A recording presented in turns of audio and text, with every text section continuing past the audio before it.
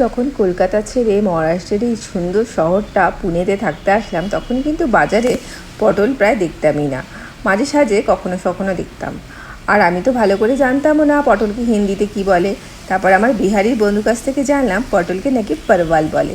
তা বাজারে যখনই খোঁজ করতাম পটল আসবে নাকি মানে পারওয়াল, ওরা বলতো কি যে হ্যাঁ আসবে, আসলে এই সবজিগুলো তো ওয়েস্ট বেঙ্গল থেকে আসে, কলকাতা থেকে আসে, ওই জন্য একটুখানি এক্সপেন্সিভও হয় আর মাঝে সাঝে পাওয়া যায়। তখন মোটামুটি পটলের চেহারা সবই ভালোই ছিল। তবে এখন কালে দিনে এত বছরে যখন পটল লোকালিও এখানে পাওয়া যায়, পটলগুলো যেন সবসময় অত দাম দিয়ে কিনতে ভাল লাগে না। কেমন যেন ছোট ছোট বেটে বেটে পটল, বেশ আমাদের কলকাতার মতো বড় বড় মোটা মোটা পটল খুব একটা পাওয়া যায় না। তবুও বাঙালির মন, গরমকালে একটুখানি পটল খাবে না হয়। যদিও বাড়ি থাকতে কখনো পটল খেতাম না, মাকে খালি বলতাম পটল বানিও না তো, ওই একই বাজে সবজি একটা। কিন্তু এখন দেখো বাইরে এসে পটল খাবার জন্য কত মতি। যাই হোক, দাম দিয়ে তাও মাঝে মধ্যে পটল কিনে আনি।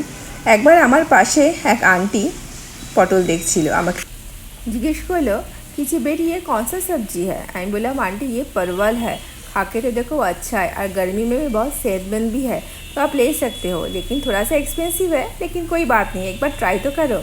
তো আন্টির আমার কথা শুনে পটল নিয়ে গেছিলো এবং বানিয়ে খেয়েছিল। পরে যখন দেখা হয়েছিল আন্টির সাথে, আন্টি বলেছিল তোমার কথা শুনে খুব ভালো একটা সবজি খেলাম, তবে ভীষণ দামি তো, তাই হয়তো মাঝে মাঝে খেতে হবে।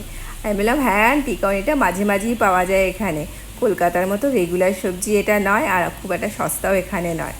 এই হচ্ছে এখানকার পটলের বৃত্তান্ত। তো আজকে এই পটল বাটার রেসিপিটা আর তার সাথে পুনের এই পটলের গল্পটা তোমাদের কেমন লাগলো জানাতে কিন্তু ভুলো না।